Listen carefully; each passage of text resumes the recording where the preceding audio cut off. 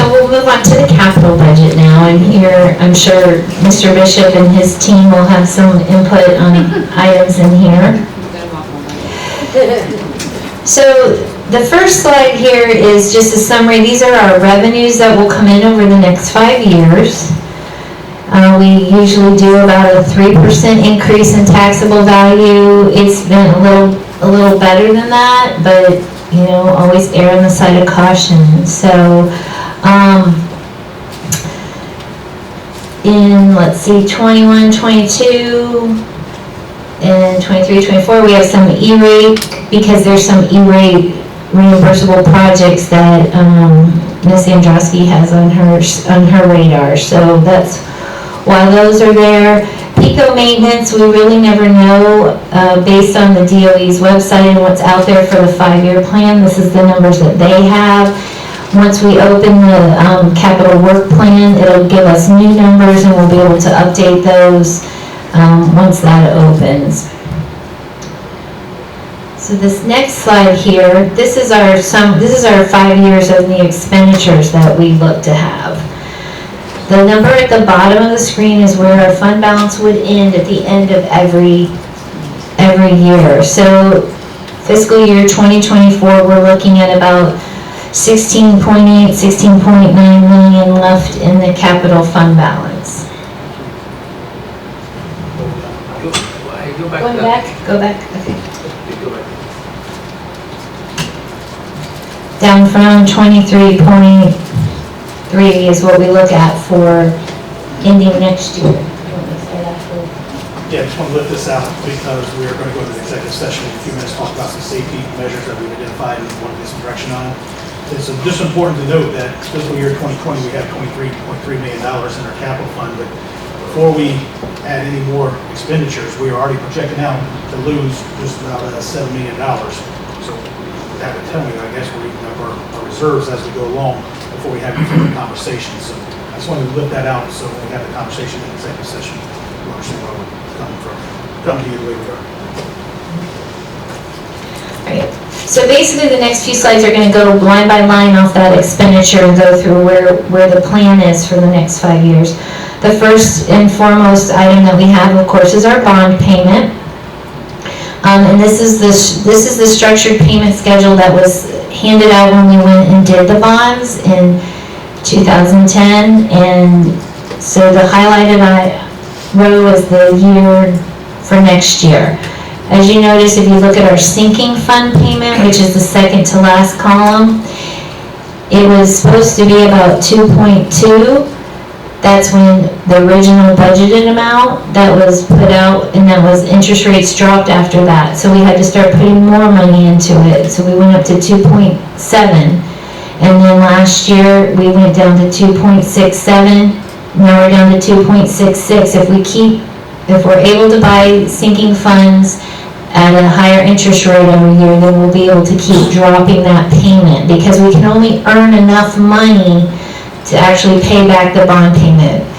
And we can't say, well, let's put more money in so we can earn more money. That's arbitrage, and we can't do that. So basically this shows that our last payment would be in the $35 million we would have to pay in April of 2027. This is the schedule of our sinking fund right here. So this shows you that as of right now, we have the first column, securities maturity. We have about $12.5 million saved so far to pay our $35 million bond payment. And so this takes into consideration the new interest rate that we got in the 2.66 that we have to put away every year. And it shows how much interest we will earn every year. Next year, that securities maturity will be about $15 million, or a little more than $15 million, because we'll have bought a security for about 2.6. So that number every year will increase in the first column, and these rows will go away in the last column. And that's also, we can pay that $35 million and have saved and earned some interest over time to pay that. Any questions on this page? Now they always put the interest, they estimate at 1.5, that's low. We got over 2% on the last one that we got. I brought that, I mentioned that to you at the last board meeting. All right, our first budget that we have is planning and growth. This is Mr. Dixon's budget. We put $50,000 aside for him if he finds some property to purchase. The county does have an impact fee study that's on the schedule that we're responsible for approximately $48,000 this next year. Do I need to segue to anything, or No. you let me know if I need to stop? Just to update the board that there's a couple pieces of property adjacent to our property over in the middle school. We've been in negotiations with the owner for us to possibly purchase that property with the thought that down the road being able to have the capacity by which to get the congestion off of Ella Avenue, Turnkamp Road. We know there's an issue over there. We've gone back and forth in the negotiation process. We have resubmitted a few months ago a counter proposal, and we have not heard back from the property owner. So Mr. Dixon and I have been in contact regularly on that, and so we're monitoring that. Should we get to a point where we have the opportunity to buy the property, certainly we'll come to the board for your approval. And that was put in the budget for the 18-19 year, that money to purchase that property. Right, the next budget is the transportation budget, and for the next 5 years, Mrs. Farmer has in there to buy buses. The next 2 years is bus lifts at Chris River and Inverness Garage, sorry. This is her schedule of bus replacement plan. It's about 11 one year, 10 the next, 11, 10, 11, 10. And if you recall, a few years ago, when I came before the board and shared with you that we thought we need to get on this rotation because we knew in 2026 we were going to be in a position to have to buy 29 buses because they wouldn't meet standard. And so in an attempt to avoid doing that and having to come up with multi-millions of dollars for buses alone in the out years, we thought if we came up to this rotation plan, that would keep a very strong fleet. And it seems to be working. And we are still buying gasoline buses, as I shared with you last year. It seems working out very well. Any questions on this slide? This next one is the educational technology capital budget. And there's 2 different slides for this. The first one is the iPad budget. Do you want her to present? You just want to keep Kathy, if going? there's anything you want to lift out, feel free to do so. So we have in here, and this is just how we have budgeted. This is a plan, remember, at this time, is to do the iPad lease that we brought to you last year. And then time clocks and phone systems are on here too. But if you have any questions about iPads. Ms. Andruski's actually going to come to the May board meeting with your options on the technology, an ABC option on what direction you want to go with the 1-1. Correct? Any questions? Yes, that's correct. We're prepared to talk to you about it now, but formally we're going to ask you for your direction in May. So we just, the next slide, yours too. So we just put some preliminary numbers in there at this time. All right, this next one is the heavy budget that she has. The first line item, we have the Dell server lease that we just signed up for this last year. So we're obligated to pay that. And then she has delineated out here some of her other items that are needed. And I'll let you look at that. And if you have any questions, you can ask Ms. Andruski.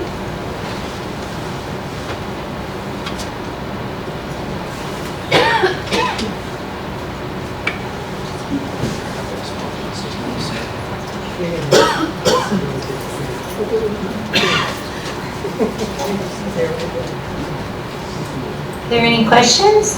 How would the budget cut in half in 23-24? From 300,000 to 150,000. Okay, the network cabling, the second line item, if you see the large amounts, 500, 500, 400, 300, that is the E-rate reimbursable projects that are out there. So it's kind of a wash on both sides. If we don't do that, we don't get the money, so, that's to recable some of the schools, right? Right, plus the student computers replacement, we would be finished, that would be a 3-year cycle, so that would factor in for the third, fourth, and fifth year. Right. We just swapped out for staff. Right. Anyway. Any other questions? All right, here's our enterprise software budget, and I went ahead and put the 5 years out here because, as you can tell, software does increase every year.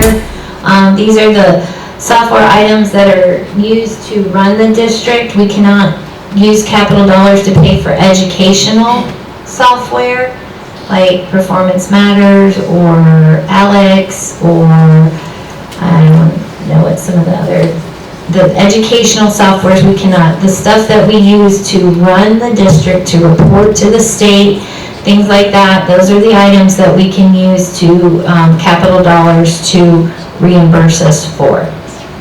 Any questions on this slide?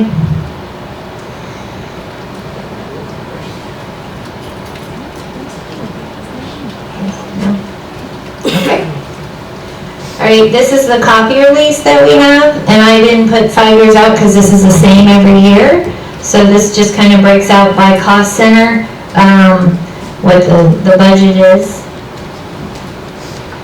This next one, we have the code compliance budget. These are our items to keep us in compliance with code, and I'm going to let Mr. Covino answer any questions, I think, if there are any questions.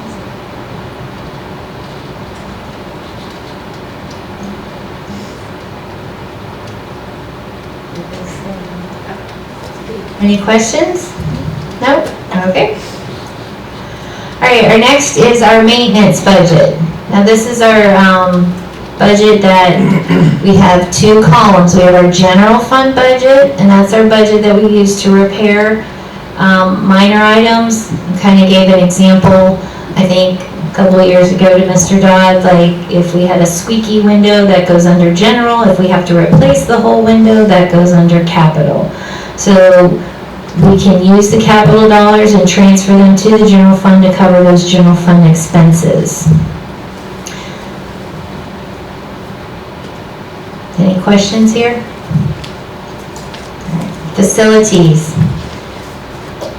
All right, this is the capital budget for the next year. On the next slide, I have the next 4 years after that. So, any questions on this? Will this reimburse the impact fees? How quickly is it reimbursed? As soon as I send them an invoice, we've been getting paid within the month. So for Roger Weaver, we've had, the engineers and things like that, not a lot of big bills yet, that as soon as I send them to her, I usually send them to her once a month, and by the end of the next month, she sends that to us with it comes with the SRO, the payment for the SRO contract, because they pay us once a month for that. So.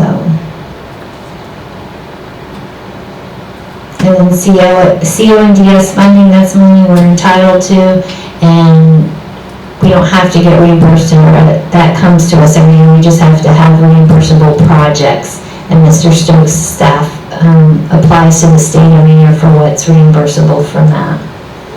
We only have a set amount of money though from them. Any other questions? All right, here's years 2, 3, 4, and 5 of the facilities plan.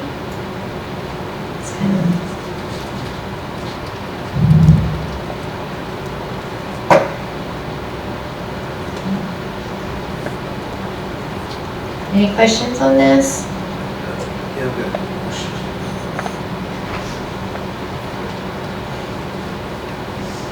Timeline-wise, though, this is your budget, but the 5-year plan, this is coming off the 5-year plan, right? And that's something that we approve, and that's done When do we get that? It's done simultaneously with the budget. That's why we present it this way. August, is it to be in July, August, we get the, We're gonna do the final one will be by August, but this is all part of that. right? September, it's the September board meeting. Our It's- meeting's in It's September. in September, We'll start seeing it. but we'll, Right. but, so if there's, like we talked about Fall City Elementary School, and, if there is, we're gonna have a chance to discuss that more going forward though, before we approve the 5-year plan, right? I see it's in 2022, 23 for the kitchen renovation and remodel. And then 23, 24 also, the fifth year out should be an actual wing. Portable. Oh, I see, I didn't see that, I got you, and then 23, 24. Now, we're carrying dollars, but that's all predicated on the plant survey being approved Right. right now, which that's our 5-year. We're in Okay. process, we've submitted draft to DOE right now. We feel strongly we can get to that portion of it. That's good.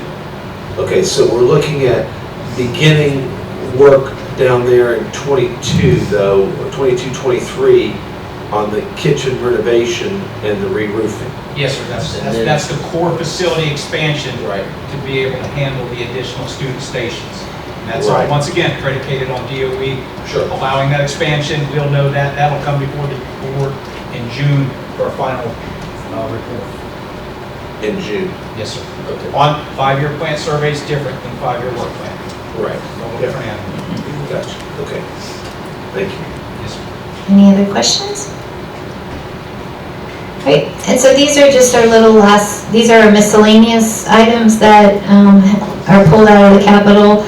We are able to transfer almost 100% of our maintenance salaries. Our facilities, code, and planning salaries, we're able to transfer about 95% of their salaries from capital to cover it in general. Vocational equipment, that's for Miss Stanley, so she can buy equipment for the schools. And then classroom furniture, we've actually cut that budget the last few years down to $75,000. And then our last few things, we have a portable lease. Those are the portables out at Citrus Springs. We've begun talking to the company. The company just changed hands and seeing if they would be interested in selling those to us. The last time we checked, when we purchased the Floral City portables, we checked with the company that has Citrus Springs, and they wanted extremely exorbitant amounts of money. It was a couple $100,000, so we are beginning to ask them if they are interested in selling those out there at Citrus Springs to us. We also are able to, per statute, transfer $100 per FTE to cover our property casualty insurance into the general fund to help pay for that. And then PICO maintenance, that's just depends on how much the state decides to give us. So we basically are able to cover whatever maintenance we can with whatever money they give us. And then we have a few dollars we have to pay debt service fees. That's for our trustee to manage the bond payments, make sure that our bondholders get their interest payments twice a year, and then also to help facilitate the purchase of the sinking fund that we just did. So those are just some ancillary, expenses that come out of the capital fund. Any questions? That's all I have.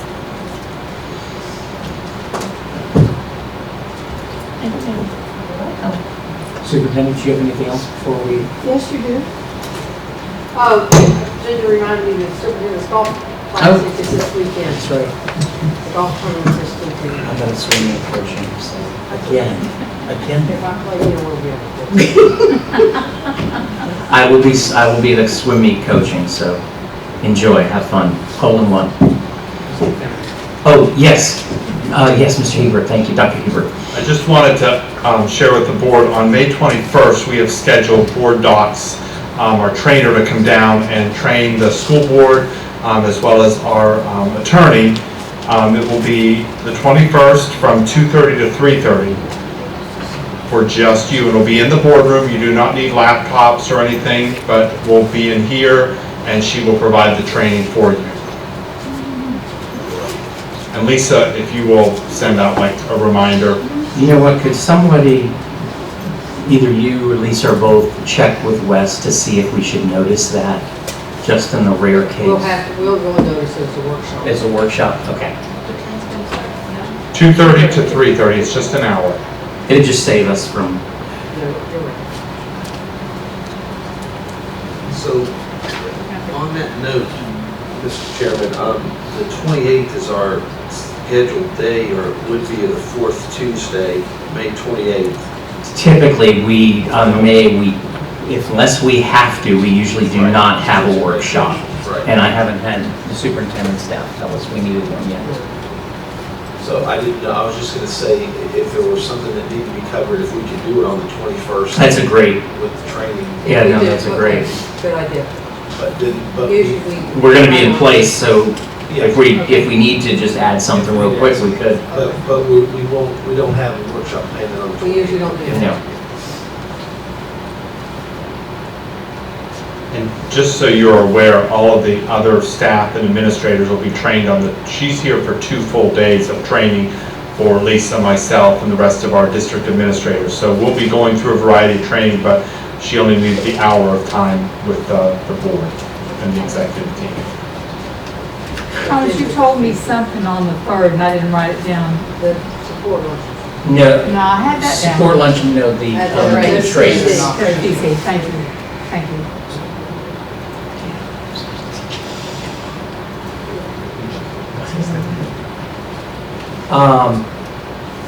And I just got to say something over the wire that the pre-K through 12 budget is going into conference, and it will be 12.806 billion. That's about 212 million more than the budget proposed, and about 235 million less than the Senate called for. So they're, what we kind of figured they're meeting, it looks like, in the middle. So, I mean, I know that doesn't give us everything, but it does give us some gauges of what it is. Leaders have given conferences 2 days to resolve any remaining differences in the appropriations committees. So work it out, gentlemen. Yeah, they did also, they did pass, I had it here a second ago, let me just share it with you, because it was the big topic of today. Senate Bill 7030, the safety bill, passed the Senate 22-17. Pretty much as expected. Moving on next, the Florida House will take up its version of the safety bill. Anything else? Okay, with that, we're going to adjourn and, that's good, that's true. Every time you get it right home, fast. We're going to adjourn and then go into an executive session, so if you would turn off your mics.